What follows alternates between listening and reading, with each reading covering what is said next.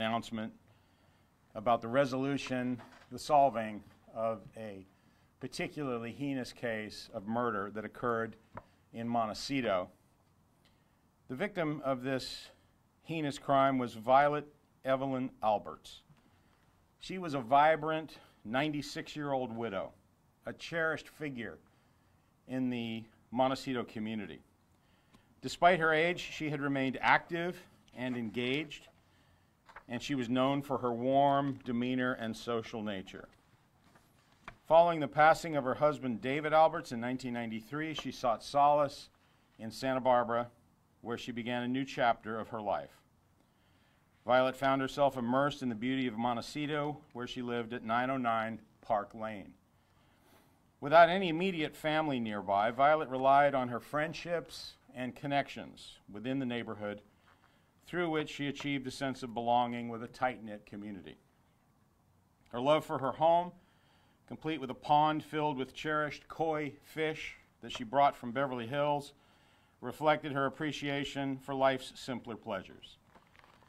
Despite facing challenges with her memory and cognition, Violet's spirit remained undaunted.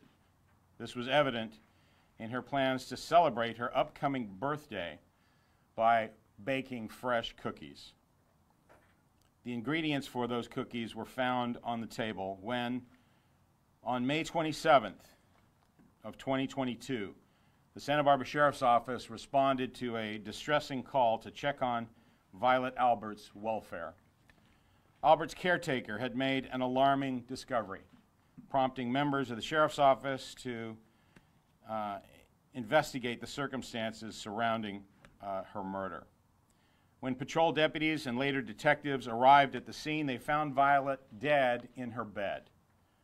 They also found a shattered window adjacent to the rear door of the residence, indicating sinister intent behind her tragic death.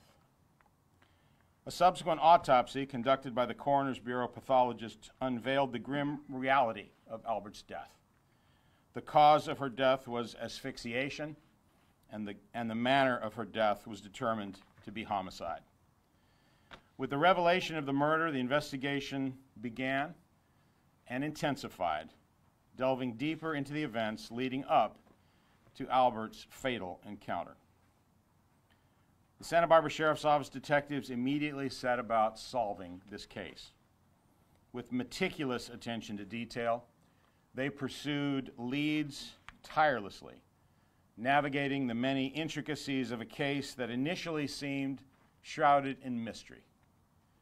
While some parts of the investigation required constraints on public disclosure, the relentless pursuit of justice remained paramount and drove the investigative team to developing the case and moving forward in their quest for resolution and justice.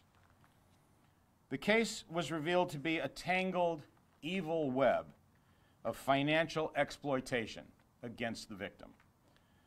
Pauline Macareno emerged as a central figure in the manipulation and deceitful targeting of 96-year-old Violet Alberts.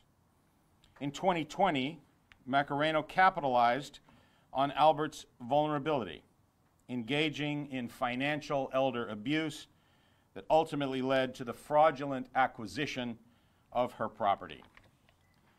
Through deceptive means, Macareno orchestrated a series of transactions, including forging documents and establishing fraudulent entities to gain control over Alberts' assets unlawfully.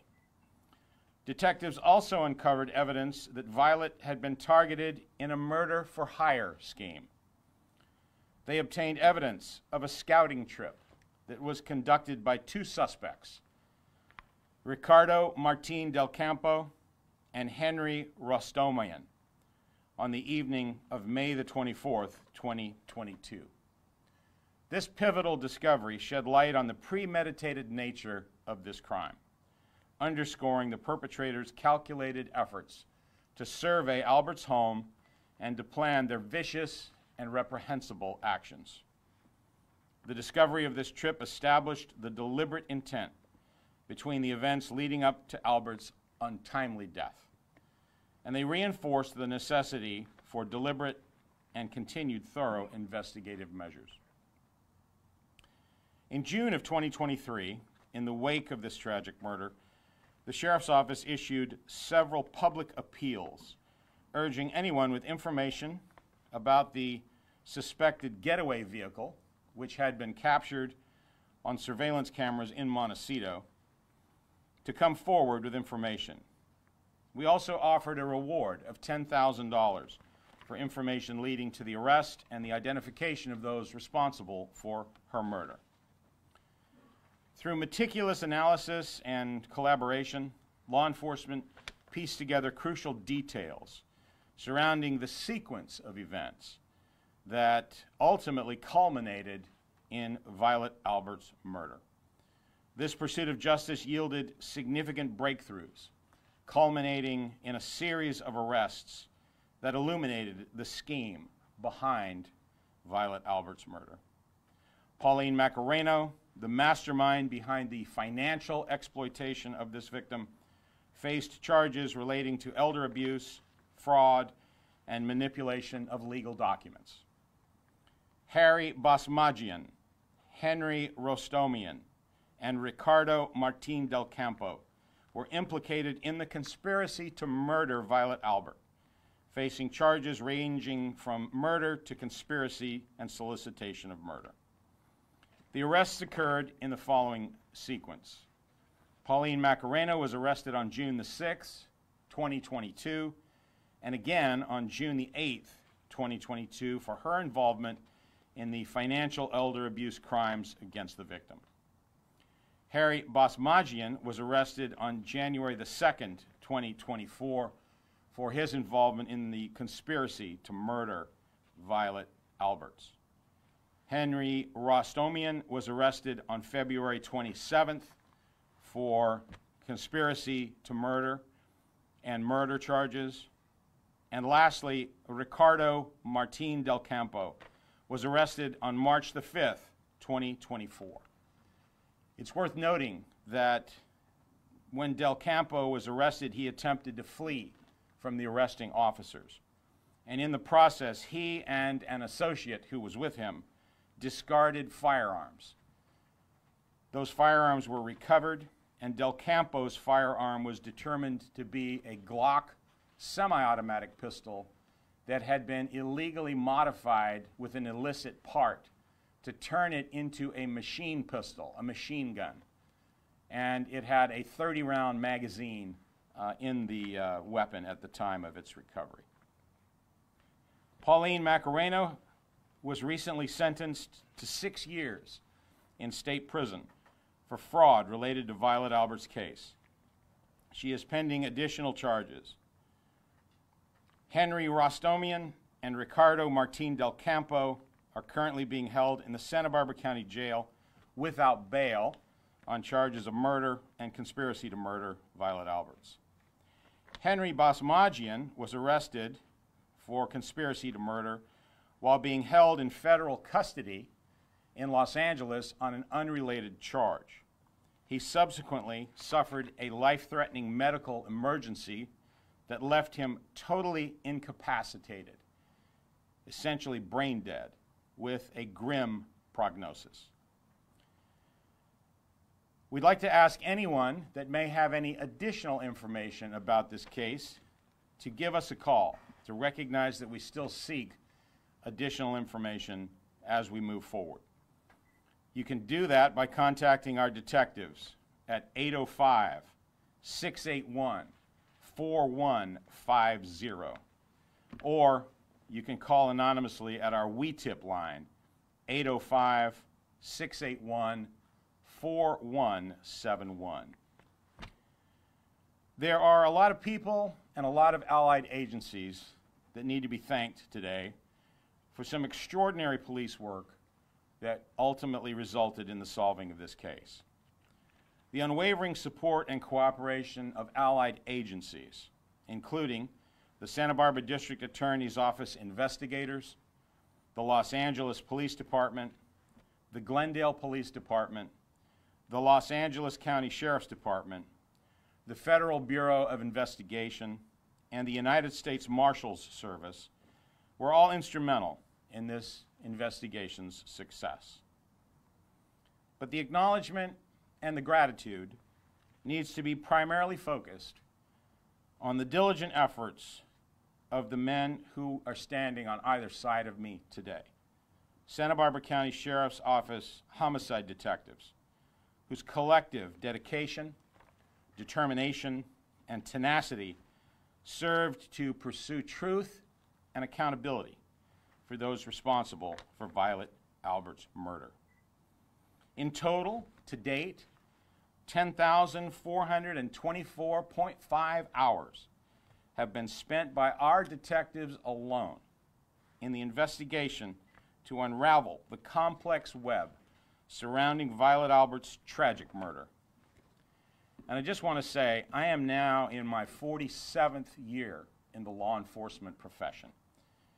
And this case is the finest example that I have ever seen of a whodunit murder with absolutely no information up front being solved due to the tenacious and unrelenting efforts of detectives. It's an example of outstanding police work, and today I want to especially thank the following men. To my right, your left, Sergeant Daniel Coley, who was the initial lead detective in this case. In the midst of the case, he had the good fortune to be promoted to sergeant, which unfortunately took him away from the Criminal Investigations Bureau. He was replaced by Detective Ruben Esparza, to his left. And Ruben was appointed as the lead detective in the case. Detective Matt Maxwell worked alongside Detective Esparza as a co-lead. Additional detectives that worked on this case included, to my right, Adam Allegria, and to my left, Joaquin Oliver and Cliff Cabasag.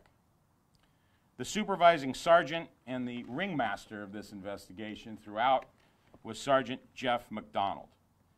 And the case manager throughout was Lieutenant Juan Camarena. The division commander, who unfortunately couldn't be with us today, was Commander Eric Rainey. Together they did an extraordinary job, carrying on an extraordinary tradition that the Santa Barbara County Sheriff's Criminal Investigation Bureau has. It's worth noting that the motto and the emblem of the Criminal Investigation Bureau for the Santa Barbara Sheriff's Office dates back to the medieval era. During the Middle Ages, when a kingdom would experience vicious, evil deaths, the people of the town attributed such horrible deaths to the work of a mythical animal known as a dragon. The people demanded that the king send the best knights to find and destroy the dragon. In essence, the dragon became synonymous with evil. Bruce Carell, a former detective commander, and chief deputy for the sheriff's office, created a symbol of the dragon, and that symbol to this day remains as the sheriff's office investigation emblem, along with the motto, "Never let the dragon win." This motto represents the challenges that each detective faces in his or her work, and it is a reminder of their tireless efforts to seek justice for victims. Let me close this press briefing with a caveat. To any individual, criminal, or criminal enterprise that may be contemplating coming to Santa Barbara to commit crimes, if you come here and if you target members of our community, no matter who they are, we will doggedly investigate the crimes that you commit. We will identify you, all of you. We will hunt you down. We will arrest you. We will jail you.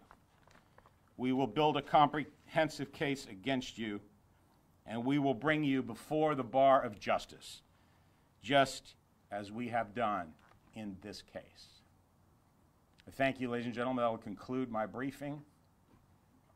If there's any questions that we can entertain, we can do so now.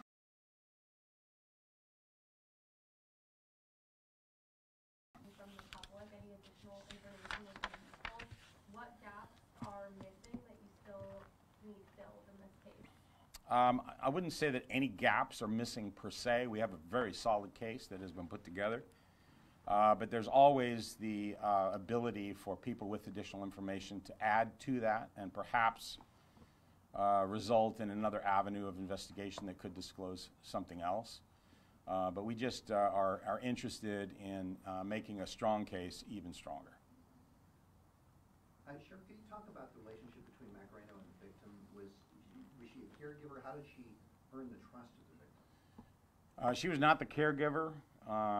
She was referred to the victim and essentially took advantage of the victim's age and cognitive abilities. The victim was in a financially distressful situation where she had essentially basically had a very valuable home that she lived in, but she had run out of money otherwise other than her Social Security. And she needed some additional money, and she was approached by Pauline Macareno with a scheme to sell her a reverse mortgage. It was a reverse mortgage that was not typically what you would find from a financial institution per se. It was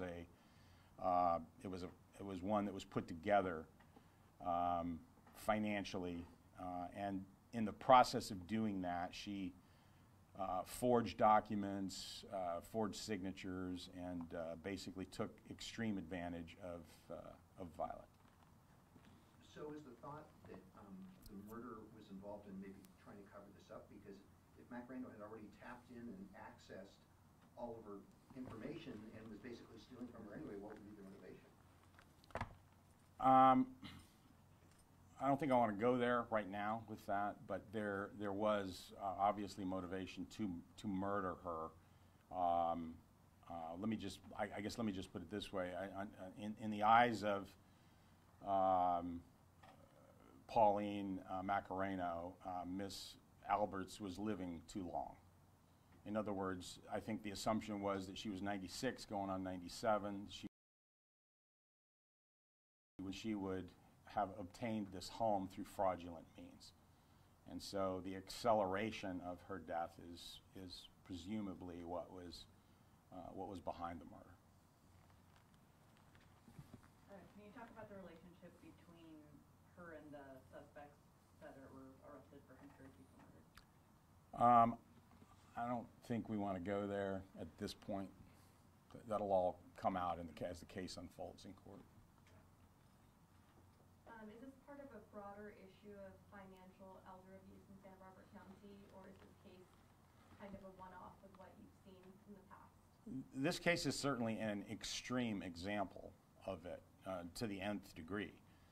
But there are, unfortunately, oftentimes there's victimization of elderly victims who are preyed upon by others in a variety of different financial ways. That happens in our county from time to time, but it's not just confined to us, obviously. It's a national, probably international problem that exists.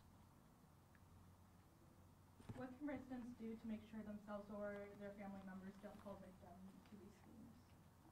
Yeah, it's very important that family members, caregivers, are aware of the person's finances, and if there's any suspicious activity, if there's a withdrawing of funds from a financial institution, or if there's any indication that something that sounds too good to be true is happening, that is when all the warning bells should go off, and everyone should really take a deep look at what is occurring to make sure that that person is not being taken advantage of.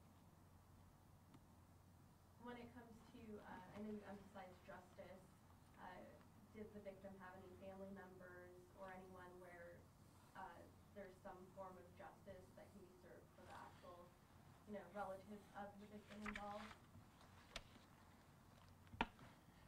The short answer is she did not have any immediate family members. She did have I believe, a nephew, a distant relative that lived on the East Coast. And that's something that the detectives determined and found out that she was essentially someone who wasn't supported by a family, an immediate family, or have them in the area. And in essence, these men here besides me became her family. They made it a point to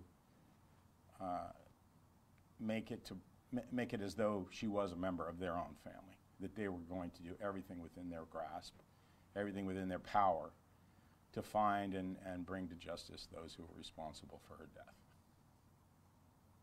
And then what made you go through great lengths on this case in particular? I mean, there are a lot of other cases. There are, other deaths in the county. Why did this case receive the amount of attention that it did? Well, fortunately, there aren't necessarily a lot of other deaths in our county. We have a relatively low murder rate in Santa Barbara County. This case has gone on for 2 years. It was an unsolved murder, a relative rarity in this day and age, something that is always a primary consideration for law enforcement to do all we can do to investigate a whodunit murder. And this was an incredibly challenging one, and one that, in addition to other cases on their caseload, these men made a priority and continued to move on this, and their efforts are really why we're standing here today making this announcement. And any information as to the sentencing of the perpetrators of the crime? The only one that's been sentenced thus far is Pauline Macareno for her role in the financial crimes against this victim. And the remaining suspects will be, they've been arraigned, and they will be ultimately tried on those charges of murder and conspiracy to commit murder. As the investigation unfolds, will you be seeking additional charges against Pauline Macareno? That remains to be seen. Do we know if this is the first time Macarena has done a fraud scheme like this? In Santa Barbara County, yes, it's the first In Santa one. Barbara County? Correct, yes. Does she have a prior criminal record? I'll let Detective Maxwell speak to that. She does have a prior record that consists mostly of financial crimes and convictions. In terms of the investigation process, what was the main thing that led you to figuring out who the perpetrators of the crime were? Was it like some sort of forensic investigation? What led you on this route to find 3 people who were all connected in this triangular scheme? There were certainly technological parts to this case, the surveillance photo of the suspect vehicle, the determination of what type of vehicle it was, the effort that went into determining where was that actual vehicle, who was it connected to, that sort of thing. All of that comes about really as a result of old-fashioned detective work, police work, process of trial and elimination of theories, the process of digging into the evidence that we have and putting together a case. And so really I think the ultimate credit has to go to detective work rather than technology. We did a full forensic workup at the crime scene when we discovered that Mrs. Alberts had been murdered, and throughout these men have been supported by our forensic unit that has assisted them. But really, again, I think the key takeaway from this case is this was solved as a result of some outstanding detective work. And was there one thing in particular that was almost like a tipping point to solve the case that would be a part of that outstanding work that you want to reference? One of the detectives, and I know it was a joint effort, but was there one thing that was a really unique way of solving this murder case? Yeah, I would think that there was a series of things. There were certain key parts to the investigation that resulted in additional things, but I don't know, is there a tipping point in particular? I would say it was just a culmination of things that led to one after another. So it was constantly chasing lead after lead, and so multiple avenues that we pursued is what led to the success of it. And that's how these cases work. You know, you can pursue, and come up empty-handed for months, even years at a time. And then you can finally get one piece of information that in and of itself is the key to opening the lock that gets you to those other pieces of information down the line. And was there that one piece of information? Well, I think there were several of Okay. those that really led them to basically conduct, you know, almost parallel investigations from the financial crimes as well as the actual murder itself. Was the community helpful at all? I know you sought community input. Of community surveillance camera footage that was reviewed, lots of it that was reviewed, and that ultimately gave us the indication that this vehicle was the one that was suspicious and that we had focused in on. So certainly that is a local community asset that we've had, the fact that there's a lot of surveillance cameras in Montecito. All right, ladies and gentlemen, thank you so much for